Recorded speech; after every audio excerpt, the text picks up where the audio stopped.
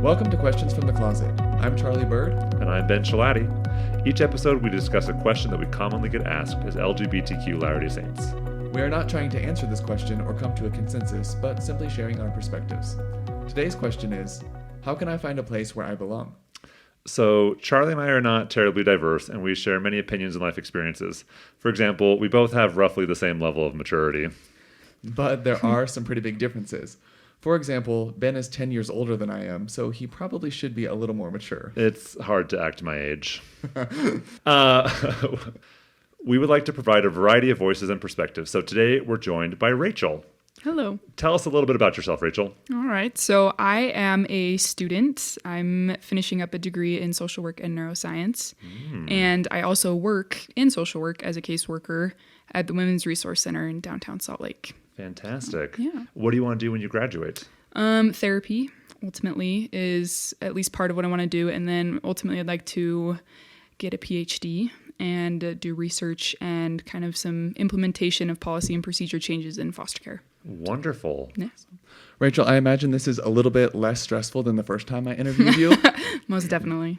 So just so everyone knows, I met Rachel when I was judging Miss Utah this past year, 2019.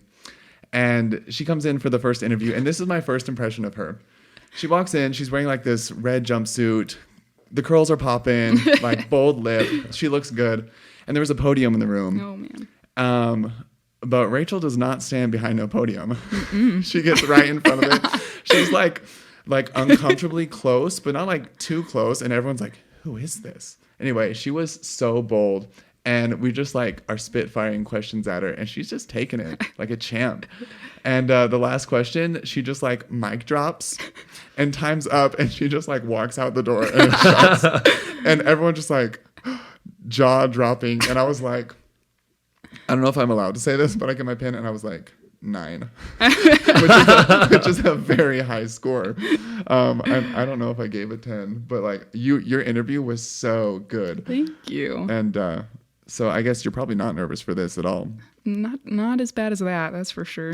What a great experience. That was like my childhood, like my gay dream, judging a beauty pageant. And he slayed at it. Let's just say I that. said beauty pageant because I wanted to catch you and see if you. It is a scholarship competition. It really is, and I learned that. I didn't. You better have. It was so nice, and all the girls had like social impact initiatives, and they were doing such good things. And I was like, wow, these are smart women. Mm-hmm. Everything I thought I knew about that program, I was wrong, and I was pleasantly surprised. Yeah, so was I. Oh, it was so fun. Best week of my life. Wow. Rachel, what was your talent? I sang. Yeah, I sang Rise Up by Andra Day. It's a great anthem to have. So to perform on Echo Stage, it was an honor. It was really cool. Wonderful.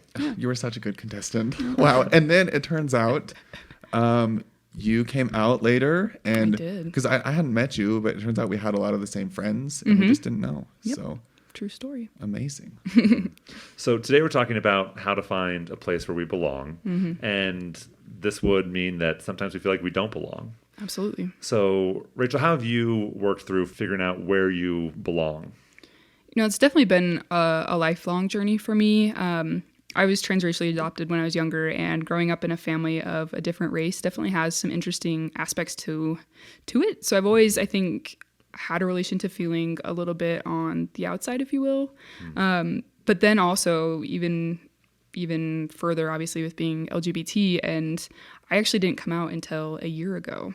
And so that was a long time of feeling, you know, a sense of, I guess, not quite fitting in for sure, and really trying to be with everyone else, but not that one part of me, you know, trying to just hide and keep that one part out of the scenario that I was in and out of every relationship that I was in. And that really kind of alienated me in a way for sure. Yeah. So even from your earliest days, you felt like you didn't fully belong. For sure. And then there was this extra added layer of your sexual orientation. Absolutely. Yeah. Yeah. I grew up in Centerville, Utah, which is a little tiny town. And there's not a lot of diversity, both racially and also LGBT community. I really didn't know anyone that was publicly out growing up LGBT. And so that was really difficult as well, to not even have like a role model or someone I could look to that was part of the community. It wasn't really something that I saw a lot of, and that made it really hard. Yeah, I grew up in a family where I looked like everybody, so I can't relate to that experience at all.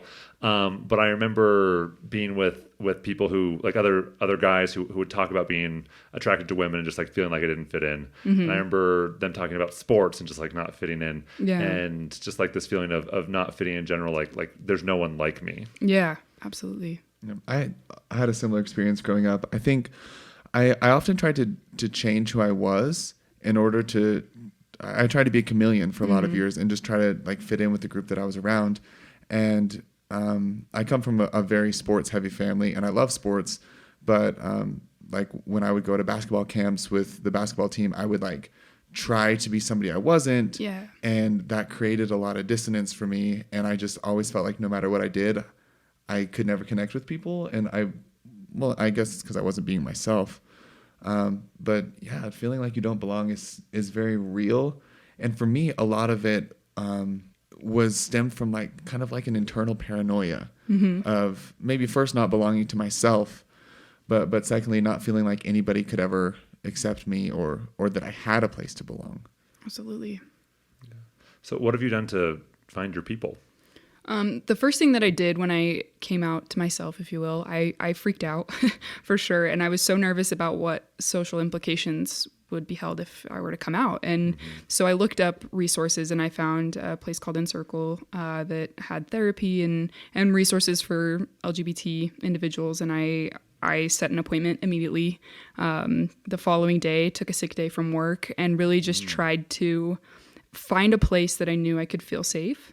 And my goal was to really build a community around me that I knew no matter what happened when I came out, I would have a place to go and I'd have people to go to. And that really proved to be the thing that gave me the confidence to come out, I think, just knowing that I had a sense of security. Yeah, so the first place you felt like you could belong was this place Encircle. Yeah. Yeah, it was huge for me. I went in and I was so nervous, and kind of that paranoia I definitely relate to being there. I was like, what if people see me here? Like, you know, if I see someone I know, what do I do? And I was so nervous that coming out would be kind of taken from me, that someone would just kind of force me out. And so I was super paranoid about being seen at anything LGBT, but I loved being there because it was the first time that I felt like there was a possibility of me being fully authentic. And that gave me so much hope. I relate to that so much because I didn't really realize that there was a massive support system in Utah. I was at BYU, and I feel like all the support was so underground. It was really hard for me to find. But when I was able to tap into that, I realized that there were a lot of different groups and organizations, and I would start going to things to kind of practice what it was like to not feel paranoid that I was gay. And starting there and being able to be in a place where that part of me was so accepted and so okay, even if like we didn't have the same interests, that was, I don't know, it was so wild to me that, and I started practicing what it felt like to belong somewhere, especially for this thing that I never thought could belong anywhere. Yeah, I remember I first came out when I was 23, and I didn't really have a gay friend where I was open about being gay and they were open about being gay till I was like 30. So I felt like, you know, I didn't really feel like I needed to be around other gay people for some reason during those years. But then when I was in my early 30s, I just felt like I was the only gay Larry Saint I knew about in Tucson. And I had felt so alone and isolated for so long. I thought, you know, there's no way I'm the only one. And so some friends and I got together and we started a group.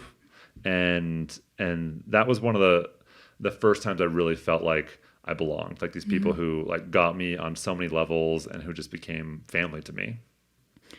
I remember Pride. This last year I went to Pride, and it was the first time I'd ever even really knew much about Pride and what it was like in Salt Lake. And I remember walking in the parade, and it was an overpowering spiritual experience for me to, you know, I wasn't publicly out yet. I was only really out to myself and this immediate group of people I had, you know, gotten to know. I wasn't even out to my family at this point. And I remember getting emotional as I walked down this road of thousands of people and seeing that all these thousands of people were okay with who I was and they supported who I was. And if these people could support who I truly am in my full authenticity, everything, I knew in that moment that I could learn how to as well, because I was still kind of going through the acceptance process. And I remember that overwhelming feeling of just people being dressed so differently and so extravagantly, and it was just acceptance. It was just love, and people were just okay with everyone being who they were. And that was, I had this overpowering feeling that like this was church to me. Like that's what I imagine it being like. It's just everyone's okay, and just choosing love in that moment. And that was a very profound moment for me. Yeah. What was spiritual about that? I think just one of the biggest things I've learned in the LGBT community has been about Christ-like love. I've learned more in this community about that than I have in my lifetime prior. And I just think that it's because whoever comes to the table is welcome. And there's no questioning that. They can, be someone that prior we might have judged. But in the community, I've learned and seen so much acceptance that's what I think Christ's message was. And, he went out and sat with people, right? It wasn't that he just sat with them in this one building. He went out and found them. And that's what that experience was to me. Mm-hmm. I'm remembering how you said that your finding belonging was a process. Mm-hmm. And when I think about my own process, in these years when I was probably similar to where you were at this pride, that like a lot of people knew I was gay within like gay communities and organizations. Mm-hmm. But my actual friends, like the people I was hanging out with on a daily basis, and my family didn't. And it was really interesting because in my experience, as I was trying to find belonging for the gay side of me, it started like pulling away from my actual life. Mm-hmm. And then I started feeling weird too, because I felt like, I don't know, there was just so many ways I was like pocketing different sides of me mm-hmm. with different people to feel like I belonged. And I realized that I was working on a day-to-day basis without true belonging. And then I was going to places for refuge maybe once a week or once a month where I could belong mm-hmm. as a gay man. And I decided from that moment on that I would try to like create my own group, my own like tribe of people who were with me every day. So I would have an ongoing support system and not have to like work so hard to mm-hmm. feel like I belonged somewhere. And I just started carefully and prayerfully and in like a calculated manner coming out to my friends and the people who I was closest to. And I was very open and honest with them. And I let them ask me a ton of questions. And like even I was like, there's nothing wrong that you could say. Just get it out now so we can work through it. And the experience of doing that was almost always really beautiful and spiritual and freeing. And as I went, I was able to kind of set expectations with my friends and my family members and say, hey, this is what I don't have right now. And this is what I'm really struggling with. And this is what I need. And if you're able to fulfill that, I would love that. And I started building this support ring around me that I actually fit in because it was something that was designed for me. Mm-hmm. I'm thinking of like a knight or like some sort of armor or costume. Like it was fitted and tailored to who I am. And so I didn't have to feel like I could, like fit here and belong there, but not this part of me. And that was a really beautiful experience for me. Mm-hmm. Absolutely. I remember when I was living in Tucson, I attended a Spanish branch for a while, and I didn't super fit in there as a single white person, but I did love attending. And that was when gay marriage became legal nationwide, and we had a lesson about it at church. And I remember after sacrament meeting thinking, I don't want to go to this lesson. Like, I don't want to talk about this. And I wasn't out to anyone in the ward or in the branch. And I remember as I walked in saying a prayer and saying, Heavenly Father, I'm not going to mention anything. I'm not going to talk. But if you want me to say something, you have to make it really obvious. And in the middle of the lesson, my hand just shot up in the air. And I said, we're talking about LGBTQ people as if they're not part of us, but there are a lot of members of the church who experience same-sex attraction who want to be in the church. And I said, and I'm one of those people. And the branch president came up and gave me a high five. And then the conversation just shifted from there are these gay people to how are we going to make sure that our branch is welcoming and loving and kind to everyone. Yeah. And I hadn't felt like I super belonged there. And then I remember we ended that meeting singing Families Can Be Together Forever. And I just had this intense feeling that these people were my family and that I belonged with them. And that didn't happen until I was able to be vulnerable and share that part of me with them. That's really neat. You talk about, you mentioned being nervous to belong. Can you talk more about that? Yeah, absolutely. I think I relate a lot to the compartmentalization that you were talking about. And I think that's a lot how I've lived my life up to a certain point. Is there's the side of me that's black, and then there's this side of me that needs to fit in with everyone that's white, and then there's this side, like I compartmentalize how I live my life so that I could fit when I needed to. And so I started noticing almost I would act different with different groups. And what I learned on this journey, particularly leading up to Miss Utah, was a ton about authenticity and what it means to truly be yourself. And I just wanted to be that in every one of those little compartments. I just wanted to be who I am and to not have this fear of being too white for people that are black and too black for people that are white. I just want to be me. I just want to be Rachel, and how I talk is how I talk, and how I act is how I act, and that's okay.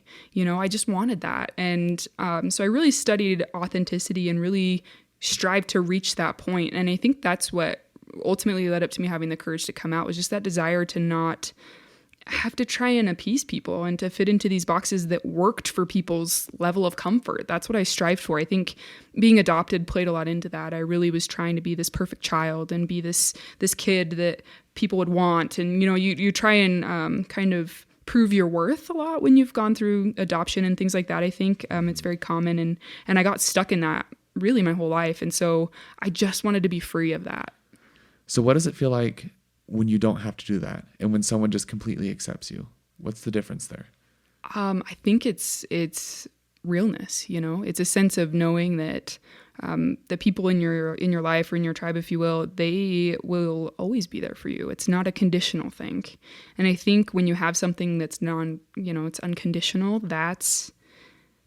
there's no price you can put on that. And I think the feeling I personally had when I put post on my coming out post, if you will, when I hit the button, I felt an immediate weight off my shoulders. And it was, who's going to be there for me is going to be there for me, and who's not. You know what? As painful it is to lose them, I'm glad that I know that the people that chose to stay in my corner are people that are going to be in my corner no matter what. And I don't have to appease them. I don't have to fit in a box to be with them. They are my people. Were you surprised by anyone that stayed in your corner? Absolutely. Yeah, I was shocked by a lot of reactions. I definitely think I was wrong about a lot of people. Some that was a pleasant surprise, and some it was a hurtful surprise. But yeah, I definitely was. I was really nervous about how a lot of communities I was part of would react in coming out, and I was definitely pleasantly surprised. So there was a lot of overwhelming support, especially on social media, which was really neat to see. I didn't think that place would, it can be a very dangerous world, but I don't really think there was a negative post on there to my coming out. So that was special. Yeah. So what I'm hearing you say again and again, Rachel, is for you to feel like you belong, you need people to see you as you see yourself. I think so. And just to see you as you are. Like, we have flaws, we have imperfections, and we have, good and bad parts about us, but we know that we're all imperfect, and that's okay. And I think just knowing that people are choosing to accept you when you're allowing even flaws to be vulnerable and the good sides of you to be vulnerable, that's just a really beautiful aspect of humanity. I think that's how we best relate to other people. What you're saying reminds me about the scripture that says that Zion is the people of one heart and one mind, and that in order to build a people of God, we need to understand what's in one another's hearts and understand what's in one another's minds. And also that verse in Mosiah 18 that talks about how the people had their hearts knit together in unity and love, and that in order to do that, we need to know what's in one another's hearts, and that's authenticity. Absolutely. Yeah, jumping off authenticity, I think in order for me to feel like I belonged, I had to be authentic. And I found myself, I love to travel, and I travel a lot. And I found myself coming out to strangers at airports and just doing things like that. And because I wanted someone, I don't know, I felt like I couldn't change the perception of what someone thought I was. And that was scary. So it was easier to be honest about being gay with someone who I completely didn't know. And I'm sure some of that stemmed from, if a stranger rejects me, I don't really care. Yeah. It's just like some lady in an airport, but until I was willing to really be open and vulnerable with the people who were closest to me, that's when I really started feeling I did belong. And much like you, I was really surprised at the reception and the positive support I got. And so many people who just said, I'll be whatever you need me to be. Yeah, absolutely. And I think something that was really beautiful to me was to see that the people that were in your corner still, we may agree or disagree on certain issues, and we may view things differently, and you may think I should handle it one way and I'm going to handle it a different way. But the beauty of it was about us caring about each other and not us caring about right and wrong. And I think that was it almost like deepened the relationships that stayed. You know, it made it a level of depth that was even further than where it was prior. And I loved that about that process, is that it solidified a relationship, but also it became more about truly just caring about each other instead of, you know, we all agree on the same topics. We all feel the same. It wasn't that. It was just less that we transactional and more meaningful. Exactly. There was a depth to it that wasn't there prior. And that shows a strong relationship if you're willing to be with someone that you disagree with and might not see eye to eye with. Like, you're there for them and not because you feel comfortable around them. Exactly. And I think I really lived in that comfort. I lived in a bubble, and I was around people that I was comfortable with, and no one pushed me outside of that bubble, and I didn't push that, you know. And that's kind of what I love about coming into the LGBT community is it's a really great option or opportunity to push yourself and to push other people to really think about things and to come to conclusions on your own. And they can be different, but you still, at the end of the day, you have that same level of acceptance. And that's a beautiful way to have a relationship. Yeah. So I'm going to read a quote by Brene Brown from her book, Braving the Wilderness, which I read as I was coming out, like right before I came out, which is really a great blessing. She said, "True belonging is the spiritual practice of believing in and belonging to yourself so deeply that you can share your most authentic self with the world and find sacredness in both being a part of something and standing alone in the wilderness." And that's something I've had to experience a lot because, well, and you were just saying, like, you had to, like, be white enough and be black enough at the same time. And I felt that so much that I have to be gay enough and also, like, spiritual enough at the same time, or even, like, gay enough and straight enough at the same time, because I a lot of what I like to do is stereotypically, like, I played basketball just in, like, hunting and growing up in Missouri, like, some of that doesn't, like, fit in people's minds as stereotypically gay. And so there's all of these, like, boxes that people try to put me in. And when I really feel most, like, centered is when I'm just being me and not worried about which boxes I'm fitting in. And I'm so happy if part of my personality fits in what some people thinks in as a gay box, but if part of it doesn't, I'm okay with that. And so I love how she says, finding a sacredness in both being a part of something and standing alone. I think it's also important to say that, you know, I thought for a while that since the two things that identify me the most are my religious affiliation as a Latter-day Saint and my orientation being gay, I thought that I would find the most belonging being with people who are also gay and Latter-day Saints, and I have found a lot of that. But one of my very close friends, Fun Laura is her nickname. She sounds fun. She is very fun. She is neither gay nor Latter-day Saint, and we get along so great, and I feel like I very much belong with her. And so I don't think we always need to be with people who share these important parts of us to feel like we belong. I love that. And I think it kind of comes back to what we're talking to about that safety and that it's not about being a right or wrong or anything like that. It's just about being. And it's interesting to find how many people you will find that are like that are so outside of what we would in society typically box. It's some of those relationships that are almost the most meaningful that are different at the same time.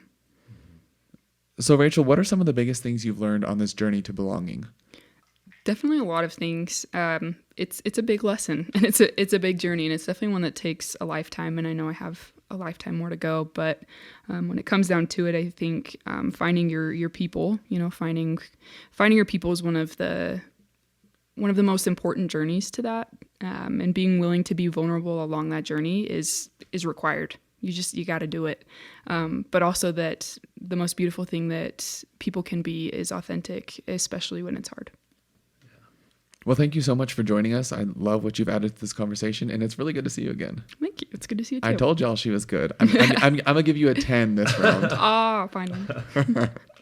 Well, thank you for joining us today. Please remember that we do not represent the Church of Jesus Christ of Latter-day Saints or Brigham Young University.